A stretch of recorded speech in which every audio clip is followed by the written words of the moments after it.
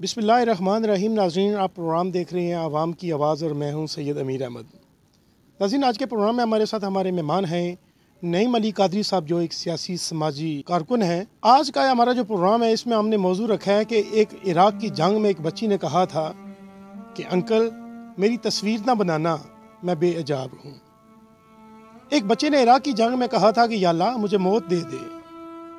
کسی نے اسے پوچھا کہ کیوں موت مانگ رہا ہے، تو اس نے کہا کہ جنت میں پیٹ بھر کے کھانا کھا سکوں۔ یہی ٹاپک لے کے ہم نعیم علی قادری صاحب سے بات کریں گے۔ السلام علیکم۔ وعلیکم السلام سر، کیسے ہیں؟ خیریت سے؟ نعیم صاحب، پہلے تو آپ کا بہت شکریہ، آپ نے ہمیں ٹائم دیا۔ آج کا جو ہمارا موضوع ہے وہ موضوع ناظرین لوگوں نے بھی سب سنا کہ ایک بچی ایک جنگ میں کہہ رہی ہے کہ انکل میری تصویر نہ بنانا، میں بے حجاب ہوں۔ تو اس حوالے سے آپ تھوڑی سی وضاحت کریں گے؟ بڑا اچھا ہی موضوع آپ نے ہمیں دیا بولنے کے لیے۔ یہ 3 دلخراش جملے ہیں بیسکلی، جو گزشتہ 2 سالوں سے میرے خیال میں ابھی تک بھی ان فضاؤں میں گونج رہے ہیں، اور جن کی چیخ شاید انسانیت کے کسی کان تک نہیں پہنچی۔ ایک شام کی بچی نے کہا تھا کہ مرتے وقت، دم توڑتے وقت، اس نے کہا تھا کہ میں اپنے رب کو جا کے سب کچھ بتا دوں گی۔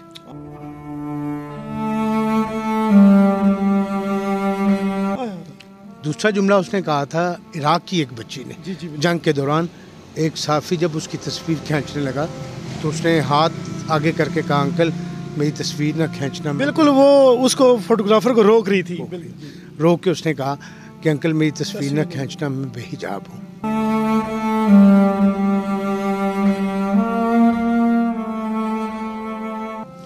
اور اسی طرح شام کے ہی ایک بچے نے دم توڑتے ہوئے کہا تھا بھوک سے کہ یا اللہ مجھے موت دے دے۔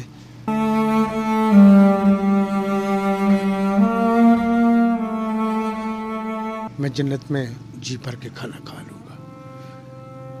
یہ 3 دل خراش چیخیں تھیں، اور چوتھی جو بہت ساری رلی ملی چیخیں تھیں وہ کشمیر کے لاک ڈاؤن کی تھی، جو 6 ماہ تک کشمیر کے معصوم بچے، تڑپتے نوجوان، سسکتی نازنینیں اور بھٹکتے ہوئے بوڑھے جو اپنے بچوں کی تلاش میں چیخ چیخ کے پوری دنیا کے میڈیا کو بلا رہے تھے کہ آؤ، ہمارے پاس کھانے کو کچھ نہیں، ہمارے پاس پینے کو کچھ نہیں، ہمیں یہ انڈین فوجی باہر نہیں نکلنے دیتے، ہم گٹ گٹ کے مر رہے ہیں۔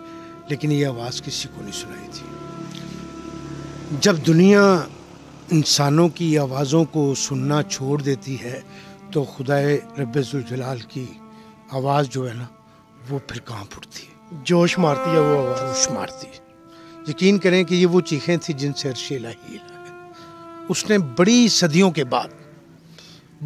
صدیوں اور بڑی برسوں کے بعد انسانیت کو اپنی ہلکی سی وہ جلال کی کرن دکھائی ہے کہ پوری انسانیت تڑپ اٹھی۔ ناظرین، آپ کو ایک بات بتاتے چلیں کہ کوئی تو ہے جو نظام ہستی چلا رہا ہے، وہی خدا ہے۔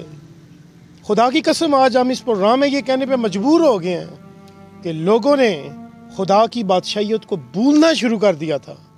اللہ پاک نے آج انسانوں کو بتایا ہے کہ کوئی تو ہے جو نظامی ہستی چلا رہا ہے، وہ میں ہوں۔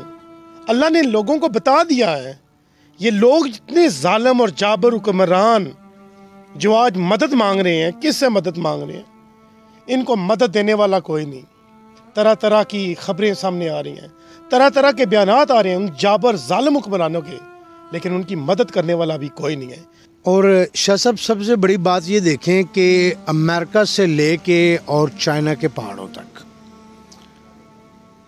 وسطی ایشیا سے لے کے اور پوری دنیا کے کونے کونے تک اتنے نظام موجود ہیں، سائنس اتنی ترقی کر چکی ہے، ٹیکنالوجی اتنی ترقی کر چکی ہے، سب کچھ ہو چکا ہے، لیکن سارے کے ساری چیزیں خدا رب ذوالجلال نے انسان کی بنائی ہوئی بے بس کر دی۔ بالکل انسان اس وقت اپنی بے بسی کے عالم میں ہے۔ کرونا کی جو وائرس ہے وہ دنیا کے کونے کونے میں، گوشے گوشے میں پھیل چکا ہے۔ لوگوں نے اس کے لیے کنٹرینہ سینٹر بنا دیے ہیں، سب کچھ کر دیا ہے۔ آئسولیٹ ہو گیا انسان، بالکل قید 2 کے اندر رہنا اس کی مجبوری بن چکی ہے۔ یورپ میں وہ لوگ جو اپنے ماں باپ کو بھول چکے تھے، بہن بھائیوں کو بھول چکے تھے، دوستوں کی یاریوں کو بھول چکے تھے، لوگوں کے احسانات کو بھول چکے تھے، ہر شے کو بھلا بیٹھے تھے، معاشرہ بالکل ختم ہو گیا تھا، حرام حلال کی تمیز تہذیب کسی شے کا وجود باقی نہیں رہا۔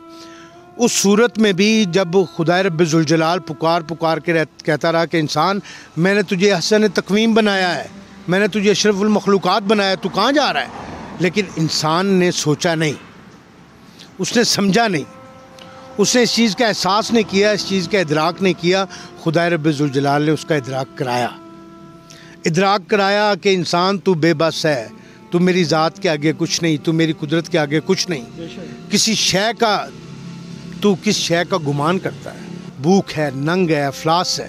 دنیا کے جتنے بھی ممالک ہیں جن کو آپ ترقی یافتہ کہیں، ترقی پذیر کہیں، جو لوگ کہتے ہیں کہ ہم کنگ ہیں اور پوری دنیا کے ہم لوگ یونیورسل پاورز ہیں اور سپر پاورز ہیں، سپر پاورز بھی آج گھٹنے ٹیکنے کو مجبور ہیں۔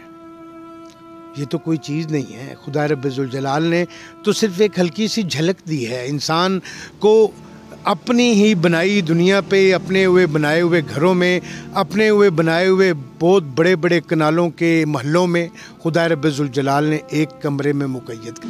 نعیم صاحب، یہ ظالم لوگ اس وقت کہاں تھے جو آج چیخ رہے ہیں؟ ان کو آج اس چیز کا احساس ہو گیا ہے کہ وہ ذات ہے جو پوری دنیا پہ حکمرانی کر رہی ہے، ہم کچھ بھی نہیں ہیں۔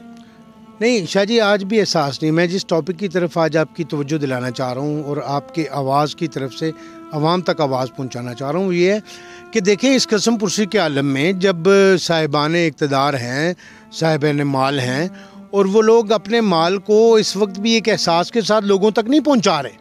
مدینہ پاک کی ریاست 10 سال کے کم ترین عرصہ میں اتنی بڑی ریاست کہ 10 سال کے بعد وہ اپنی فتح کا نکارہ لے کے جانے کے لیے 10,000 فوجی ساتھ لے کے جا رہے ہیں، باقی عوام ساری کی ساری مدینہ کی ریاست میں موجود ہے۔ اور نبی کریم صلی اللہ علیہ وسلم ارشاد خود فرما رہے ہیں اپنے غلاموں سے، اپنے فوجیوں سے کہ دیکھو، ہرے درخت کو نہیں کاٹنا، جو معافی مانگ لے اسے نہیں مارنا، جو ہاتھ چھوڑ جائے اسے کچھ نہیں کہنا، جو آنسو بہا لے اسے کچھ نہیں کہنا، جو عورت ہو اسے کچھ نہیں کہنا، معصوم بچہ یا معصوم بچی سامنے آ جائے تو خبردار اس کے اوپر تیر یا تلوار کو اٹھا۔ قربان جاؤں میں، بالکل۔ مکہ میں شاہانہ فتح کے ساتھ داخل ہو رہے ہیں، اور وہ ظالم لوگ جنہوں نے پتھر مار کے نکالا تھا، جنہوں نے آپ کے جسم پہ اوجریاں گرائی تھیں، جنہوں نے آپ کے جسم پہ کچرے گرائے تھے، جنہوں نے آپ کو دھکے مارے تھے، جنہوں نے آپ کو تانے دیے تھے، جنہوں نے آپ نے تان و تشنیع کی تھی، جنہوں نے آپ پر ظلم کیا تھا، اور تنگ آ کے آپ نے کہا تھا یا اللہ مجھے یہاں سے کہیں لے جا، تو آپ کو خدا رب ذوالجلال نے یثرب کی ہجرت کا حکم دیا تھا۔